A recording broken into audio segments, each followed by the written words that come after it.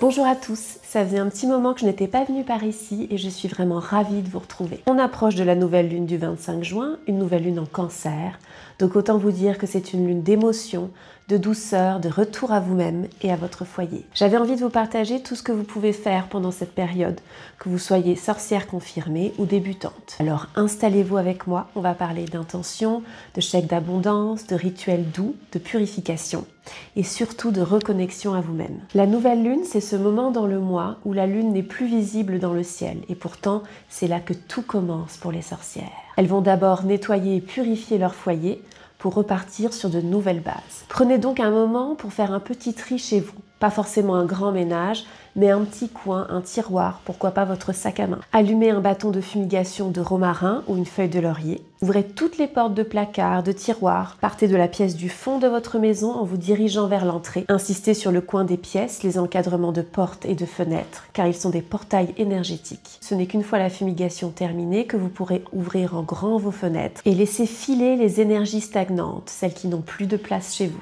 Mais rappelez-vous, la fumée n'est pas le seul moyen de purifier un lieu. Le son d'une cloche dissipe aussi les mauvaises énergies. Le balai également, associé à l'élément air, remplira parfaitement cette fonction. Secouez votre paillasson, lavez vos rideaux si vous en avez le courage, purifiez vos cristaux s'ils font partie de votre pratique magique et surtout prenez conscience de tout ce que vous libérez pour laisser place à ce qui arrive. Si vous n'avez le courage de rien aujourd'hui, sachez que c'est aussi parfaitement juste. S'écouter, c'est déjà un rituel. Parfois, un simple bain salé, une douche en conscience, peut remettre les choses en mouvement. Installez-vous maintenant dans un endroit loin de toute distraction. Nous allons visualiser une intention. C'est vraiment la base. Créer une ambiance propice, allumer une bougie et scruter la flamme en visualisant dans le détail ce que vous désirez, comme si cela était déjà accompli. Que ressentez-vous? Quelles sont les personnes qui vous accompagnent? Les couleurs, les senteurs, les lieux?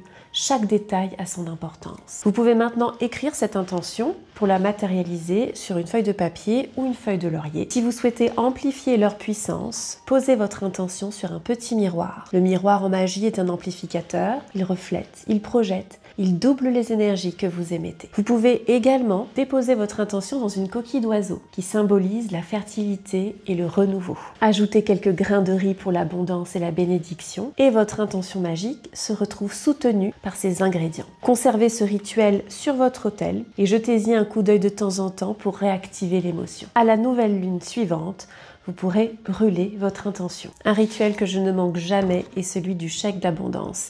Il a vraiment quelque chose de spécial pour moi. Sachez que ces chèques sont téléchargeables gratuitement sur mon blog, je vous mets le lien en description. Pour remplir ce chèque, vous allez vous munir d'un stylo vert et vous allez le remplir presque comme un chèque normal. Près de la ligne payée contre ce chèque, la somme de, vous allez noter à payer intégralement.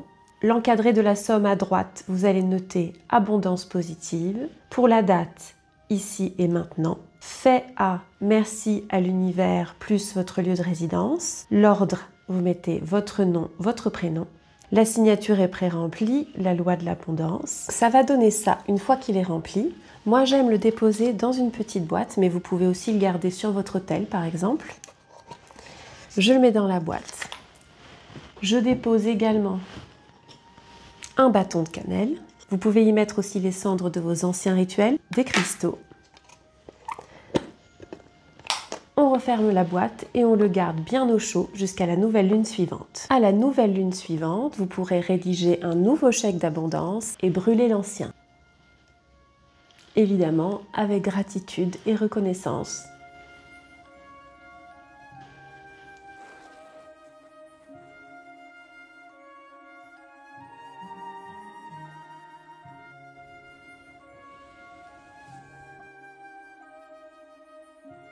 Souvenez-vous aussi que l'univers adore parler à travers les symboles, les signes. Soyez attentifs aux heures miroirs, plumes et animaux que vous croisez, car ils donnent des indices. Vous pouvez par exemple tirer les cartes. La nouvelle lune est un moment merveilleux pour se reconnecter à son intuition. Les réponses ne viennent pas toujours de l'extérieur, parfois elles sont déjà là à l'intérieur, en attente d'un espace pour s'exprimer. Prenez un oracle ou votre tarot préféré, respirez profondément et posez une question simple, ouverte. Est-ce le moment propice par exemple pour démarrer mon projet ? Prenez le temps d'observer chaque carte, ce qu'elle vous évoque, ce qu'elle réveille. Notez vos ressentis dans votre grimoire ou dans l'espace dédié de votre agenda si vous en avez un.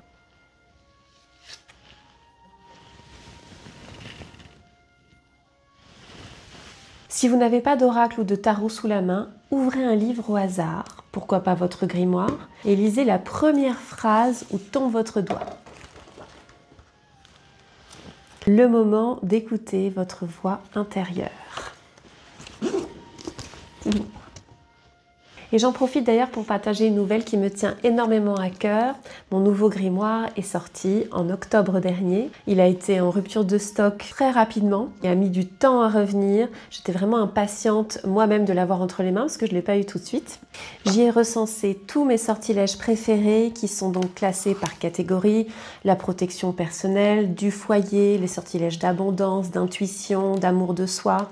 Il y a aussi toute une partie avec ma grand-mère que vous aimez beaucoup. Tous les conseils qu'elle m'a donné dans mon enfance, également quelques recettes. J'ai pensé aux heures miroirs, à la numérologie, à l'astrologie, à toutes les correspondances des plantes, des cristaux, des ingrédients, quelques recettes en magie des fourneaux. Vraiment, j'ai essayé d'en faire un ouvrage complet. Je sais qu'il vous a beaucoup plu et j'en suis très fière. J'ai également sorti l'agenda 2025-2026 qui va commencer donc en septembre 2025 jusqu'au septembre suivant 2026. Je tenais à vous préciser que c'est un contenu vraiment bien différent par rapport au grimoire. Ce sont des sortilèges inédits, complètement exclusifs. Je vous partage tous les sortilèges de pleine lune et de nouvelle lune, des manières de célébrer les sabbats. J'y ai reporté quelques correspondances pour que vous puissiez vous y référer avec facilité. Il y a aussi de nouveaux conseils de ma grand-mère qui ne sont pas là-dedans, donc encore exclusifs. Franchement, j'ai hâte que vous le découvriez. Il est en ce moment en vente sur toutes les plateformes ou en librairie. Cette vidéo se termine, j'espère qu'elle vous aura plu. Je vous invite à me commenter d'autres thèmes que vous souhaiteriez que j'aborde en vidéo, je serai ravie de le faire. Je vous fais de gros bisous et vous dis à très vite. Une sorcière qui te veut du bien. À bientôt.